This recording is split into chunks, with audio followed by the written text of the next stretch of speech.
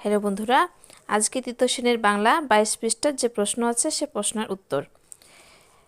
3 নম্বরের ক, পিঁপড়া রোদের মধ্যে কি করছিল? উত্তর হবে, পিঁপড়া রোদের মধ্যে একটি বড় বোঝা টেনে নিয়ে যাচ্ছিল। খ, ঘাসফড়িং কি করছিল? উত্তর হবে, ঘাসফড়িং ঘাসের উপর তিরিং বিরিং করে খেলা করছিল। গ, ঘাসফড়িং কেন পিঁপড়ার বাসায় গেল? কেন গিয়েছিল ঘাসফড়িং পিঁপড়ার বাসায়? উত্তর হবে, শীতের সময় কোনো খাবার না থাকায় ঘাসফড়িং পিঁপড়ার বাসায় গেল। এবার হলো ঘ নম্বর প্রশ্ন, কে বোকা, পিঁপড়া নাকি ঘাসফড়িং?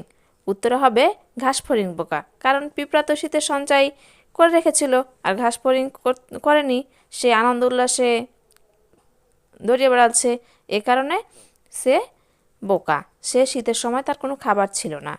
অবশ্যই ভিডিওটি বুঝতে পেরেছো বন্ধুরা, সবাই সাবস্ক্রাইব করে পাশে থাকবে এরকম ভিডিও পাওয়ার জন্য।